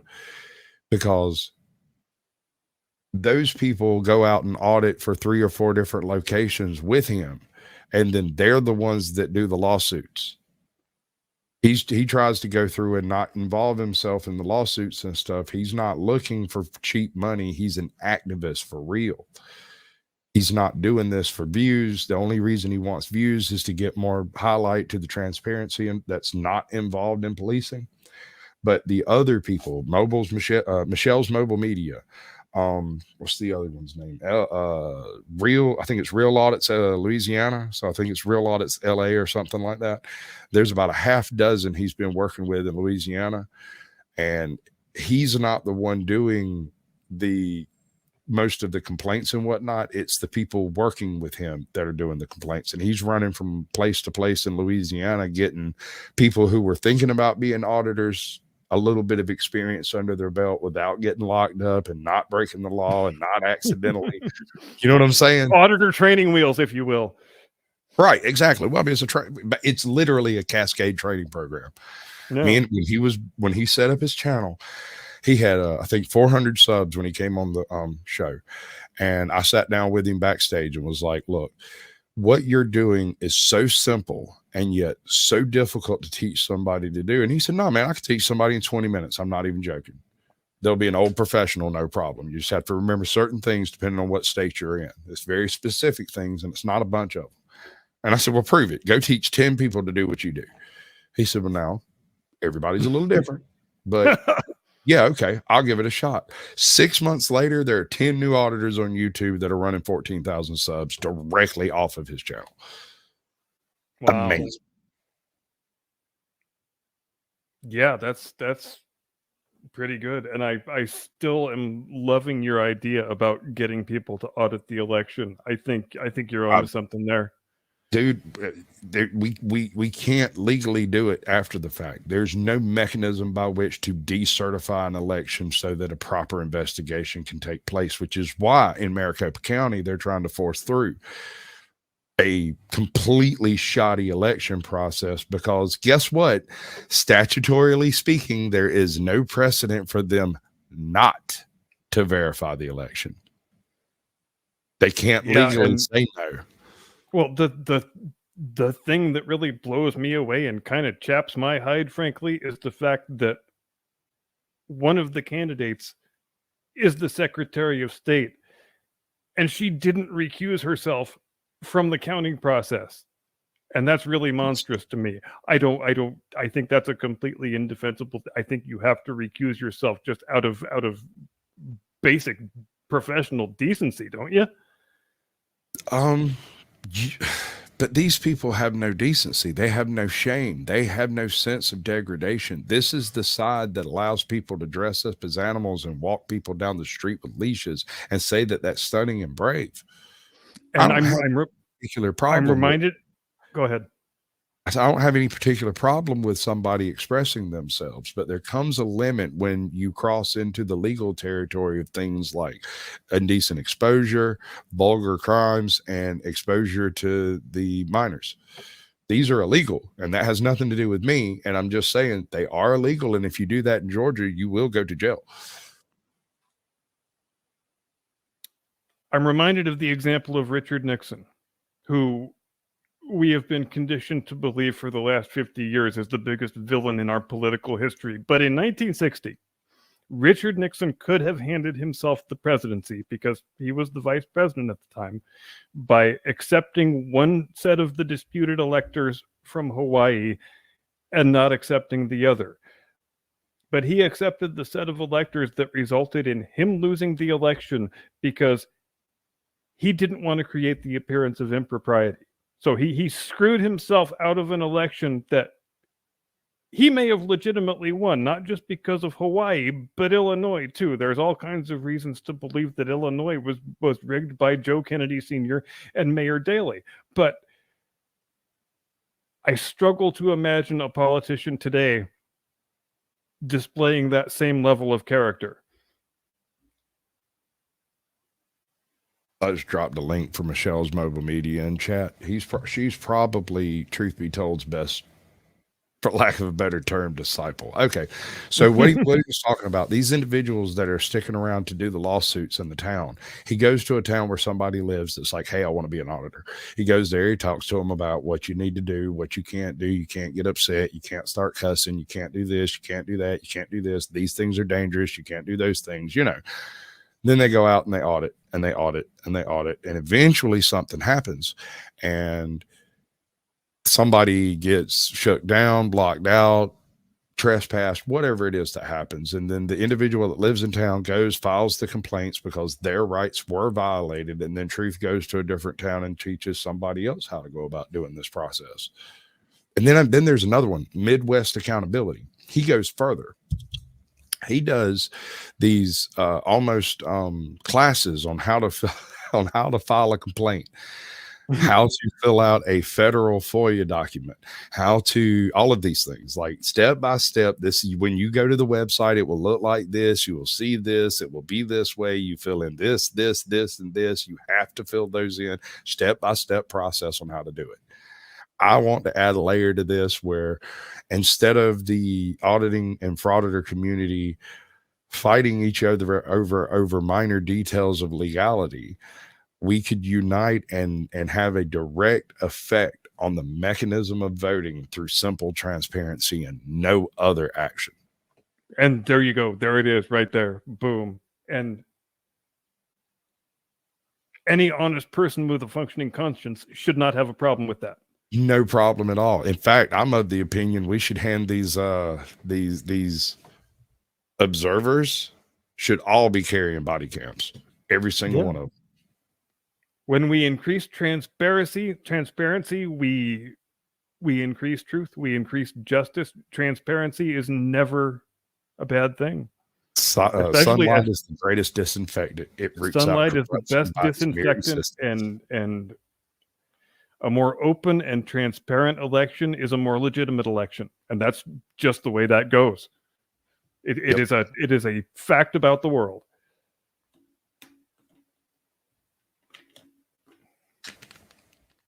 Yeah, she's great. She kind of has an issue talking to a camera. Or you can just put plywood over the windows and tell everybody there's nothing to see here. No, we're not doing anything crooked in here. We're just putting plywood on the windows because we're afraid there might be a sudden hurricane. Put up some cardboard, block the cameers. Mm-hmm. I haven't had. Our election workers were afraid for their safety, so we had to put up the plywood. Yeah, bullshit. Well, now I can make an argument that if a camera shows up, you should be afraid for your safety, but it's not your personal safety; it's your job security that's at risk. And if you just act right, you don't have no problems. Or the safety of the scam that you were a small cog of. I don't even care much about that. I just know for a fact. I know for an absolute fact, if you can get 2 or 3 auditors in every city to go tour the different voting locations, that it would completely alter the mechanism by which things take place. You would end up with a Maricopa County that happens in every swing state in the freaking U.S. Because the only reason it's happening there now is because the people that were involved in it unknowingly are going, no, this ain't right. Something went wrong. We don't like it. We're trying to tell everyone, and they're just saying, nope, we're confirming the election because it went the way we want. Yeah, exactly. We got the result we want. So there's the man himself. This man is the reason we know everything we know about Indiana Jones and the Tits of Travesty. My original channel concept, I was going to set up a cave-like environment behind me on the green screen, and I was going to have his videos playing real low in the distance and say that I was hiding next to Victor Doomcock's lair and that he doesn't know I'm here, so nobody tell him. Broadcasting live from adjacent to the center of the earth. Right. Yeah, and I was going to completely do the opposite of everything he said and debunk every bit of it. But, he's always right, so it would have been hilarious. Oh, I know. And probably got 1 million views, too. And the industry and the entertainment press just absolutely hate that guy more than can be expressed. Absolutely. Which is delicious, which you have to love, because, and all he's doing is being a legitimate entertainment journalist. Mm-hmm. He is reporting on what's really happening, which is what journalists do. The only reason he's capable of doing this is because they don't know who he is. If they knew who he was, they would burn him out. And because he's built up enough credibility with his audience that people inside Disney and Lucasfilm are willing to go to him with very confidential information. Thanks, Matthew. Tell her Sasquatch sent you. That'll tickle her, and it'll tickle me. You tickle everybody, Squatch. Sasquatch. Tickled by Sasquatch. That sounds like the title of a Stacey Abrams porn novel. I'll say, boy, as I reached across and felt his decent. I'll stop. But you know, if that lady is about as dissociated from the populace as the gap in her teeth. Can I tell a naughty joke? It's your channel. You got about 5 minutes before the 2-hour mark. That's true. I better get the naughty jokes over with. Well, I just think there might be a misunderstanding with Stacey Abrams wanting to take over the FCC. I think she might not realize it doesn't stand for Fried Chicken Commission. I disavow we are consummate professionals. But you did good. Take a lap, brother. Ladies and gentlemen. Take your lap round the base. When you want consummate professionalism, this is the place you come, right here. When they stated that it was going to take 2 weeks for the votes to be counted in Georgia, I said, well, there went that one. And then yeah, exactly. I tried to find there's an innocent explanation for that. Right? Oh, there is. Stacey Abrams is counting them herself. And she's doing it like the 3-year-old sitting on top of the refrigerator with the cookie jar. 1 for me, 1 for you. 1, 2 for me, 1 for you. 1, 2, 3 for me, 1 for you.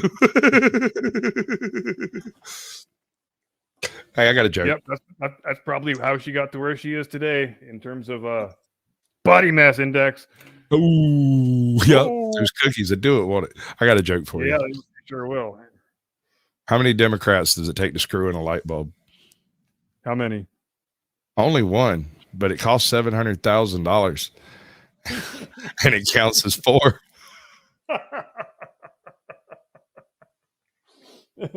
And it's an anti-racist light bulb.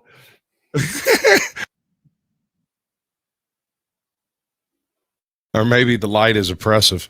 Doom talk. It has white light privilege.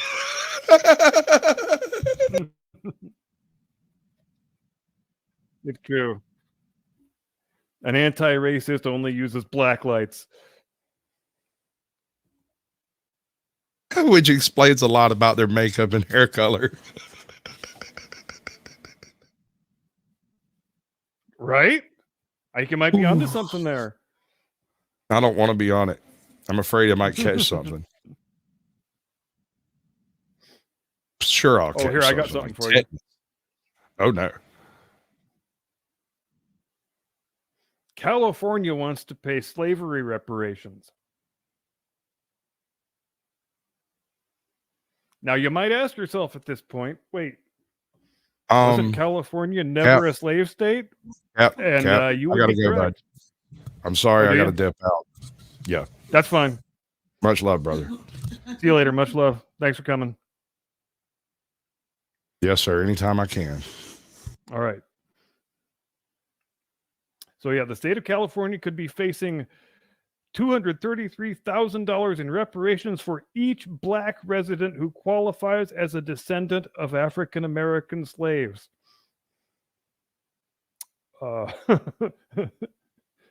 The panel, which is not representative of the state but composed primarily of black members, voted 5-4 to limit reparations to descendants of slavery and issued recommendations that include separate black schools, which is to say, the woke Anti-Racism Council wants segregated public schools, which doesn't that make perfect sense, right?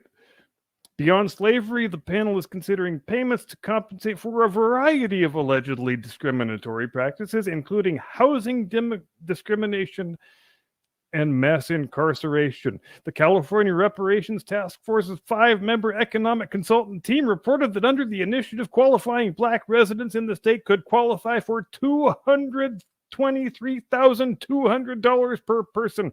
And I wonder how they arrived at the 200. Like, it couldn't just be 223,000. They had to throw in $200 on top. The task force's consultant team drew its ballpark number by examining gaps in housing and speculating the approximate amount of wealth lost between 1933 and 1977. The state panel says that Black Californians lost $5,074 per year under previous housing policies. And again, I would love to see the equation whereby they arrived at that number.